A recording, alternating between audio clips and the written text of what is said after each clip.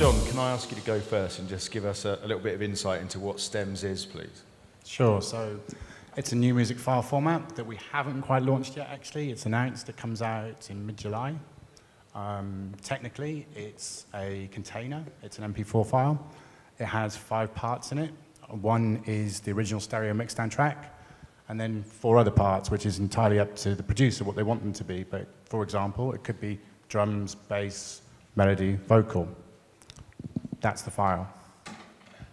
And how do you go about setting up, if you're a producer, how do you make sure you use that format? How do you kind of construct it? Is it down to the producer? Is it down to the label? You know, give us an example. How does it work in terms of the delivery process? It's actually pretty simple, actually. It's pretty much you do what you'd normally do, i.e. you create your tune in whatever DAW that you use. It's completely agnostic. It does only work with one thing, so you can use Ableton, you can use Logic, whatever. At the end of the process, you need to make a decision about what 4 groups you want to be to export. You know, is it the drums? Is it the bass? Do you want just the kick drum in one? Do you want the bass in the other? It's entirely up to the producer. And in terms of the DJ experience, how does it transform the DJ experience? But what's the game changer? Yeah, so this is the big thing, really. DJs normally, right, when you're playing, when you transition between two records, you'd be looking at maybe dropping out the bass or getting rid of the kick. That's what you're thinking of doing when you're going to the mixer and dropping out the bass, but you're not dropping out the bass or the kick drum, you're actually getting rid of that frequency range. So what this allows you to do for the first time is the thing that you'd always wanted to do. Remove the kick drum, for example, or remove the bass. So it basically gives you complete control over each part, which you can drop in, drop out, and then additionally you can add effects too. So for example, if you wanted to add an effect just to the vocal, you can. If you want to swap the kick drum from one track to another, you can. So simply that.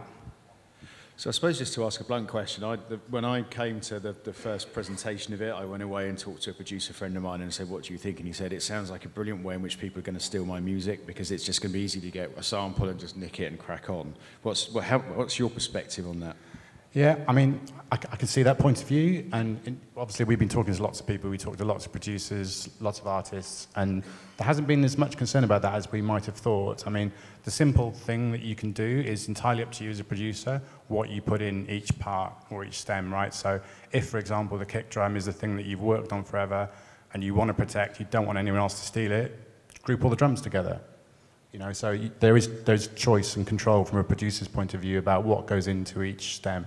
The art of mixing records is a 50-year-old art, and it's not old hat. And it's still the real treasured thing that we all write about. So I think maybe it might encourage a bit of creativity with new bedroom DJs and getting to learn how to produce, which is probably a good thing. I mean, for us, I mean, we had a format that we released a few years back, which is called remix sets, which is actually quite technical. It deconstructs the track completely into, you know, real individual parts, just a loop, a drum, or whatever. And what we found is, although there are people who are interested in that, it is quite technical and it doesn't appeal to everyone. So we wanted to do something along those lines that would be more simple, easier for everyone to use, and kind of actually reflected the typical use case of most DJs. So we're hoping that just by having, again, so we've had the question, should we have 4 parts? Should there be 8 parts? You know, should there be 16? And for us, 4 felt like a really simple number. It didn't over-confuse things. You don't have to do an awful lot with it. It could just be dropping the bass out. The great thing for me, I have to say, is that when I saw it in action in Miami, it looked like the DJ was working for a living again rather than opening their emails, and that can only be a good thing, I guess. So I guess that the blunt question then is, Claire, in your view, is global killing local? I don't know, I'm a bit on the fence actually. I think there's two ways of looking at it. I think on the one hand, you've got to look at the local market, and everything is different in every territory. You know, I'd love nothing more to see artists coming out from other areas of the world that we can actually work with, you know, in the UK and Europe. You know, it's down to what those local people want.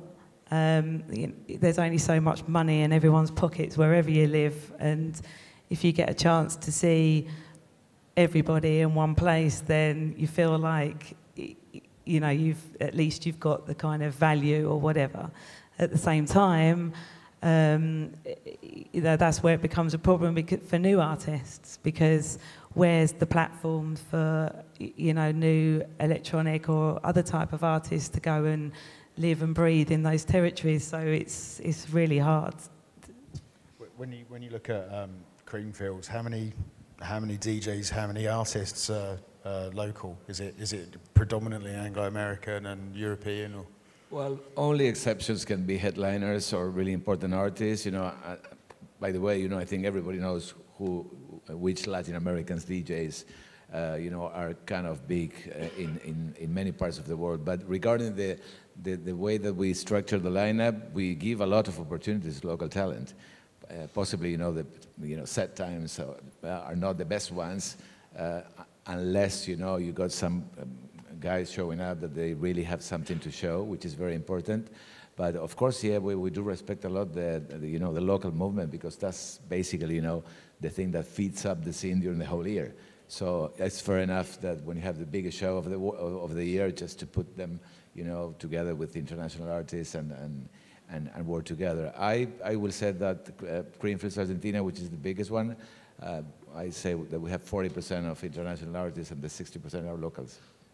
It's interesting you touched on music discovery at festivals, because one of the things I've been reflecting on, and with this question you talk about global, local, the other lens on this is just kind of homogeneity versus creativity. And, you know, one thing that I reflect on a lot is that I work in technology, and the internet is, you know, basically what's allowed my business to thrive. And what the internet has done is it's actually changed people's relationship with music in a drastic way. We used to discover music for the first time in the club. And I remember growing up, going, you know, with my backpack on, listening to the DJ, right in front of the DJ booth, watching what they're doing, watching every single needle to the groove, looking at those labels. And then we shifted from that world to listening to music for the first time on the internet, and then going out to see the artist. And you're not actually really listening and discovering music in the same way. The other thing that's led to then, in a world where you can discover music globally through the internet, is a massive homogeneity of what people are creating. And I think that's the biggest problem. When all the producers in the world are looking up to the same guys as their idols, then they will start making the same thing. So I think one of the big problems is actually creating local heroes and local tastemakers and local people that, you know, the young producers can look up to in individual markets. I mean, it really pains me when I go to India and South America and South Africa, and I just see people making homogenous shit EDM music. It just really upsets me. Mixmag's a fairly global brand now. Whereabouts are you located? How kind of far franchised are you now? Well, we're currently, I think, now Nick's probably going to correct me here, I think we're in 12 countries around the world, and we've just opened an office in LA, and I'm very pleased to announce we'll open an office in New York in September, and probably Sydney too.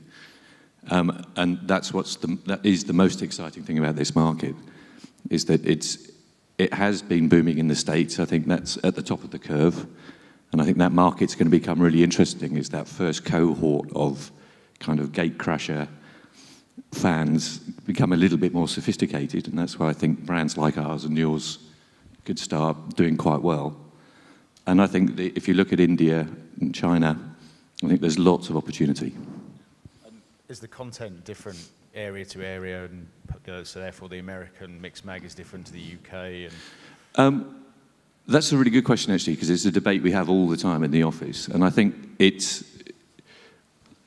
again, a brand is a promise of consistency. If you go to a Gap store in London, it's the same as a Gap store in New York. And I think the brand has to stand for the same thing in whatever territory you're in, although the way you deliver that can change slightly.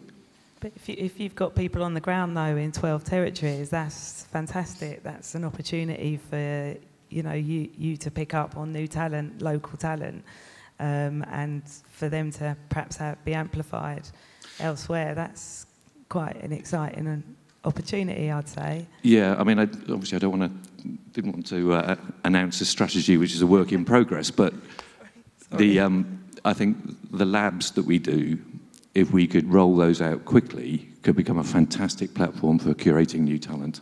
If we had this panel 10 years ago, I bet you would have just talked about music. And so far I've heard brand, content, talent, You know, I haven't heard artists and music for about... It's my job to throw it out there. I think the challenge for people like us, though, is to stop the brands coming to the market top down and doing the Avicii Volvo deal, or whatever it might be, and starting to help us curate new talent and bottom up, because that's a really credible way of communicating. You know, when we started Mixcloud 6 years ago, we set out to solve a very specific problem for DJs and radio stations and curators. I guess SoundCloud's focus, you know, Eric and Alex's background as artists, they were much more focused on artists and producers. I've never been a producer and artist myself, I've always been a DJ, and I was just really frustrated with finding mixers online. So we set out to solve this problem for building a one-stop shop, a home for DJs. But I had no idea how music royalties worked and how rights worked. So I kind of naively quit my job to do this thing, which if I understood how royalties worked, I probably wouldn't have done. And I think that's one of the good things about being young and naive and ambitious, is that you just don't get put off by the barriers. So we had to very quickly figure out, how can we do this legally? How can we actually build a platform that sorts out the royalty problem, that, you know, so it allows us to build a you know, legal, scalable business. So we worked very hard with some very smart lawyers and you know, got blanket licensing deals in place, so we can pay the underlying artists within each mix. And that's why the platform has certain restrictions in terms of the user experience. You know, Mixcloud is not an on-demand music service. You can't search for a single track or an artist and play it back on demand. The user experience is much more about listening to an entire program, and you might hear a track within that program, but you can't just skip straight to it. So certain restrictions that mean that we fall into kind of radio licensing categories.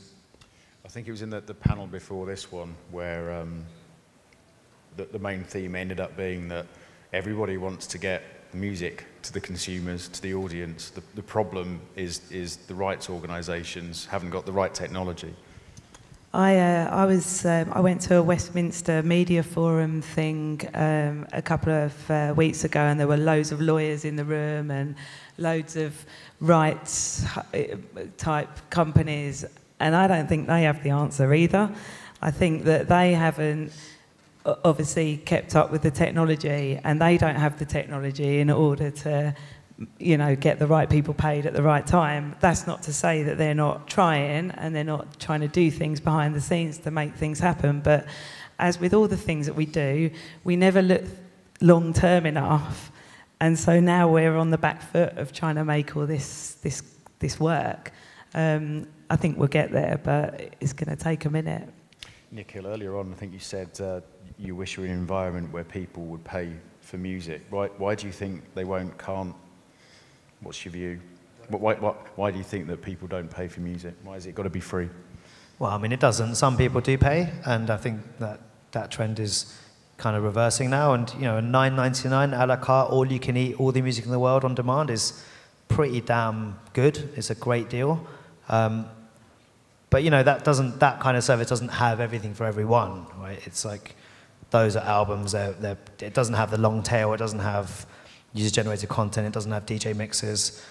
I think one of the challenges with this space is that there seems to be this kind of debate. There's always a debate and it's true in all industries, right? When you've got a kind of supply-demand, the rights holders are always kind of arguing and debating and clashing with the services that are using their rights. And I kind of wish that we could just work a little bit like that instead of like that. Because ultimately, the world is changing, right? We haven't created that shift. The consumers have, the internet has, the technology has. So the world is changing, and we all need to figure out how to catch up, how to build a business model that creates more revenue and more value for the rights holders and the businesses behind those rights, to the artists and the labels. And so, you know, the services can only afford to pay the rights holders what they can actually generate in revenue. That's the top line. That's the limiting factor. If you can't make more money out of either the consumer or the brand, then you can't pay more money back to the rights holder. And so I think it's a really, really important thing to remember, right? Because when these negotiations happen, often the rates that are banded around just aren't sustainable and aren't supportable, and they're not going to allow companies to build, you know, sustainable businesses. as streaming services. I'm going to nick a quote from Andy Daniel, actually, from Defected, because we were kicking around, is Spotify a good thing? And I think it actually sort of per listening ear pays more than Radio 1, I think. But he made the point, which is, but Radio 1 used to stimulate sales, whereas Spotify's eroded it. And I kind of, there is this kind of theme emerging that, and I think you were at the back when there was that question, if I release music today and I'm a new artist, because I only earn when there's a play now, there's nothing up front. I can't earn enough money in the next 5 years to be able to recoup my own investment. So how do I get my music out there? And it's the same for a label, right? Your costs of taking risks are high. And if your earning is over 20 years, not over 20 days, then what do you do? It's crazy. I mean, to take an artist to market, you're looking at, £250,000 to £500,000 before, you get to that point. Artwork, music videos, working on the record, producers, etc. It all mounts up before you even get your first radio play. So it's so important that once you get there, you'll get paid. There's an economist somewhere waiting to write a paper on our industry and calling us bonkers, I think, because we seem to have given the keys to the castle to the tech companies. They've built the house with our bricks, and when they sell it, we won't get anything. I mean, you just wouldn't do it. Discuss. I guess one question I have, you talked about, giving stuff away for free and stimulating sales and whatever, but how do you stimulate sales when the consumers aren't buying? If they're not looking to buy, how do you make them? Radio is so important, I think, and it's going to be interesting to see what Apple Radio does. But Radio 1 is a huge discovery tool for new music in the UK, and yes, they get a lot of flack for what they playlist these days. But if you look at American radio, it's a minefield, and I think with the UK we've got Radio 1 that actually do support new music, and I think I think that's a place for people to discover new music, and obviously YouTube, etc. Sure, they'll discover, but they're still not going to buy, because the reality is, people under the age of 18, or probably under the age of 25 now, God knows, and most of those people don't even know what an MP3 is. And this is the fact of the matter. People under a certain age don't deal with files anymore. They don't own file formats. They don't know what a .avi or a .mp4 or a .mov is. They just have everything in the cloud and it's all access, right? So, the reality is the horse is bolted. People do not pay for ownership of content. So we've got to figure out how we can charge them for access. Well, this is the whole debate, isn't it, on Spotify and the music industry at the moment. I think we're so used to getting it for free that's the challenge. We need to get it back to people paying for it. And I think there is tiers of getting people to pay, and it doesn't have to be £10 or £20. There should be tiers, and you can opt in at $3.99, which really isn't that much money for someone to get as much music as they want, or a month. I think people do pay. I think they pay for emoticons, they pay for text, they pay for little upgrades on games on their mobile, and it's the point Joey raised earlier. And for the live experience. If you made the fixed price for a single recording 0.005, and every time one was played, it was a fixed price, and that was what was paid, the literally billions of plays a year would give everyone a career back in electronic music at the entry level. It's the fact that there's a fixed upside and an unlimited downside to streaming that's ruining it for everybody, because the more successful it is, the less everybody gets, unless you've got a little percentage of everything, i.e. the services themselves. The only people that are going to win in the long run are the services. So I don't think it's true that the tap is, that it's gone, that no one's going to pay for music anymore. I just think we have to think differently about where they pay. That's what needs to change. I think it's up to the services to switch it off. It's just as simple as that. You switch it off, people will pay. And I think it's up to the majors, and I think it's up to Spotify to switch it off. People will go elsewhere to download this music, and it might build illegal downloads. But as you said, illegal downloading is down year on year, and I think people are going to these services, going to Spotify playlists because it's a curation service, so they're trusting those services. Now they need to trust in the artists and the labels and switch it off. I agree, actually. I bet there's obviously a whole heap of education that needs to go on alongside it, but I completely agree. I think people will pay. We've just got to bring it back, and I think if we all work together, we can find the ways. That, I think, is the perfect closing comment, because with the exception of our learned colleague in the middle, I think most of the music has gone to businesses that aren't the music business, and I think it's time for us to kind of take control of our destiny again and work together to fix the problems. So that's us done, teed up nicely for the next one, hopefully. Thank you all for listening and for being here and for talking. Thank you.